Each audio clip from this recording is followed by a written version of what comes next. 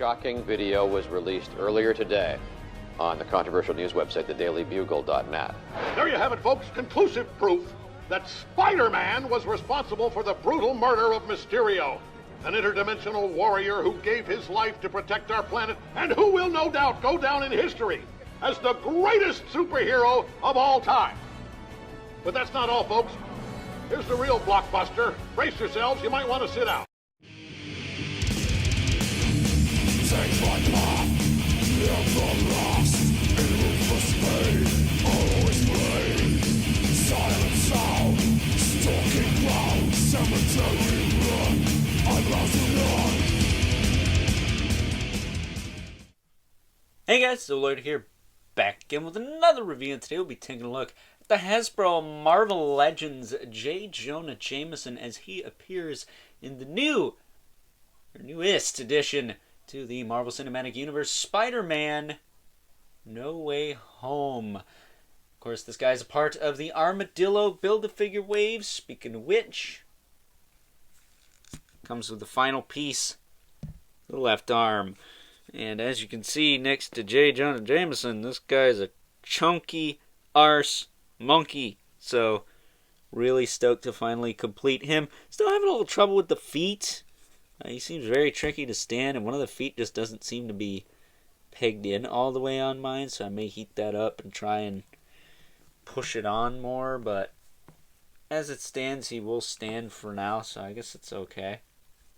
But very, very weird. But now, for those of you who don't know, this is J.K. Simmons as J. Jonah Jameson, and he is actually reprising his role as this character, because for those of you early 2000s kids like myself, you remember him from the Sam Raimi Spider-Man universe with Tobey Maguire, Kirsten Dunst, Alfred Molina, and of course, the amazing Willem Dafoe as the Green Goblin. Avenge me! I hope we get some figures from those movies at some point this year. Maybe not Spider-Man 3, because that movie was... let's just say they didn't do Venom any favors with that. I think Tom Hardy's doing a much better job of that. But J.K. Simmons was originally a part of that Spider-Man cinematic universe, now a part of the new one. But I gotta tell you, I'm not particularly fond of the design. He does come with an alternate head, where he's even more pissed off and mad about it. I gotta tell you though, he looks like an angry Dr. Phil or an angry Red Foreman from that 70s show. He's giving me vibes like that. So yeah, not great. It does also have some jazz hands. Figured he would have come with another fist. But taking a look, see here, he does have a pointing finger. So we can point at you in disgust. Tell you you are wrong about everything. You are. So if you remember, J. Jonah Jameson in this Spider-Man universe kind of has a... It's like one of those YouTube news channels that just totally craps on the government. That's basically what it is, which I think suits J. Jonah Jameson quite well.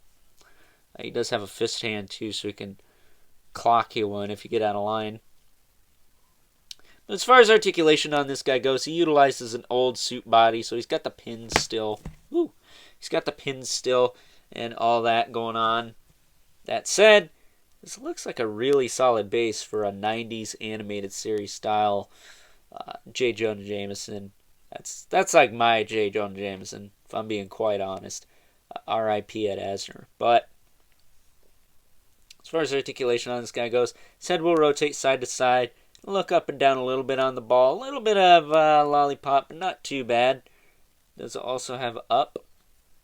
You can look up all the way, you can look down, and he does have some tilt. Shoulders will go out to the side this far. On this side I can't get it to go past like this point. It just wants to kind of pull up on the bicep. I don't want to screw it up. So I don't know, maybe I need to heat that up or something, but it's J. Jonah Jameson. He doesn't need to lift his arm up that high. I mean, it's just a very broad difference between the two, and I think it's just, there's probably some flashing or something in there that I can't get into, and that would probably fix it, but whatever. He does have an ab crunch, too, in there. Kind of hindered by his vest piece.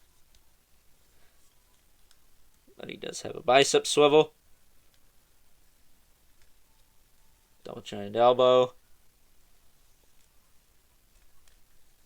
Swivel in the wrist. He's got an up and down hinge in the wrist on this side, so that's nice. Then he has an in and out on the other 3 hands, so that's nice. Hips kick out to the side, kind of whatever. Not great, but he is a dude in a suit. An old dude of that. He does have a waist swivel. That works fine. Hips move forward, they move back. He's got a thigh cut, double jointed knee. Hinge in the foot. And a rocker. So there you go.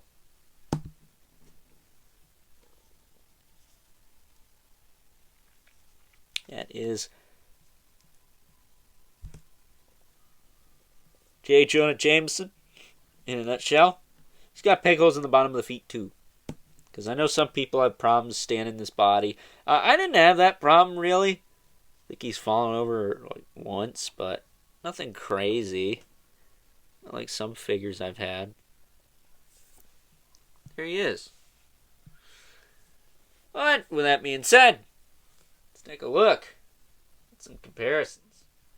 First up, here is J. Jonah Jameson next to the rest of the Armadillo wave figures that I've already reviewed here on the channel. We have Shriek, Moreland, Doctor Strange, the Golden Black Spider-Man, and the Gamerverse Miles Morales Spider-Man. And I gotta tell ya, I didn't have very high hopes for this wave, but out of this entire wave, the only real stinker is the Golden Black suit Spider-Man, because he comes with grip hands, nothing to put in them. I know they're useful for that particular scene in the movie, but unless I missed something, he didn't come with the thing to put in the grip hands in the package. So it would have been nice if he just came with some fists or something. Then he still got the pins going on. And when you got a Spider-Man in the wave that doesn't have pins, not talking about Miles, talking about the figure I actually don't have yet, the integrated suit, is it? When you got a figure like that, that's pinless, really, really nice, and then you got a figure like that, that's just a cheap repaint of the, I want to say Far From Home figure, which I don't actually have, so it's nice to finally be able to mess around with that, base body figure, whatever you want to call it. And it's just a bit of a downer, because a lot of the figures in this wave are actually pretty solid. I would say after him, probably Moreland, and then Shriek, and Doctor Strange, and then Miles. J.K. Simmons is actually probably my second least favorite, but he's still like a little bit higher than the Golden Black suit Spider-Man. I kind of wish it was the other Spider-Man that I had instead of that one, but that one didn't come with the bath part, so that's why he's not here yet. Fingers crossed I get him soon. I still need Magneto from the Colossus wave, but only time will tell when I finally acquire those. Up next here is next to a couple of comic-based Marvel Legends figures from the Spider-Verse. We have the Steve Ditko-inspired Peter Parker, which, I gotta tell ya, I don't mind the glasses on that figure, but I don't really like them either. I think if Super 7 can give the Baroness some really nice glasses in their reaction line, which is half the size, even though it's almost the same price now, yeesh, I think Hasbro could do a little bit better for $20 to $23 a pop. What do you guys think? And then we, of course, have the comic book counterpart of J. Jonah Jameson. Since this is the only J. Jonah Jameson figure we've gotten in the Legends line since the Toy Biz days, it's nice that we're finally getting some more. Now we got a movie one to go alongside it. But the reason I have him here is because we need to try this out. set him there.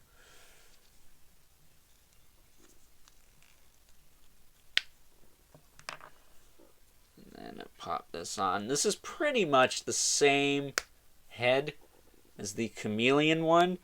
And there you go. I like that quite a bit. That looks really, really good. I am quite fond of that. He's a little bit far to the left. There we go. And then if you wanted to, you could probably pop this one on here. It's a little bit tighter of a fit, but it works. I think it sits on there a little better, too. Seems to be in scale. Now he's starting to look like my high school principal, Mr. Benefield. Shout out to Mr. Benefield. But, yeah, that's pretty funny. So, yeah, the head swaps are a thing with this figure. So if you want to do that, you totally could. And last, but certainly not least, we have our two regulars, the Mythic Legion's Brother Mandibulus and the McCoy 11 Spawn, who as usual towers over everyone. So with that being said, time to wrap things up. Some final thoughts. Overall, and while I am really happy to be adding another J. Jonah Jameson, a J.K. Simmons J. Jonah Jameson no less, figure to my collection, I'm gonna be honest, I like him, but the Sam Raimi J. Jonah Jameson, the Sam Raimi era, I should say, that's my J.K. Simmons JJ.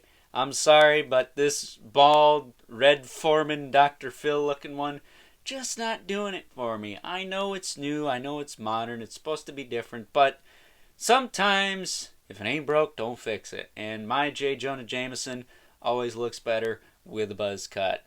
But that said, this is a really nice representation of this version of J. Jonah Jameson, if that's what you're looking for.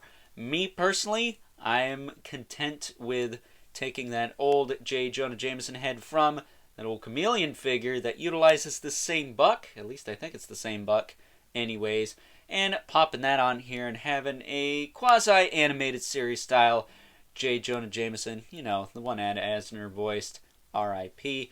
But with that being said, if you did want this version, it's still a really nice version or rendition of that particular version. So with that being said, I would recommend it for those reasons. And I hope you guys enjoyed this review. Don't forget to comment, like, and subscribe. And if you are so inclined, please hit that notification bell so you know whenever I upload more reviews like this one, because we got to show that algorithm who's boss, right? If you haven't already, hit me up on Instagram at Overlord Productions. But as always, keep the comments civil, because the world sucks enough as it is. And until next time, catch you guys later.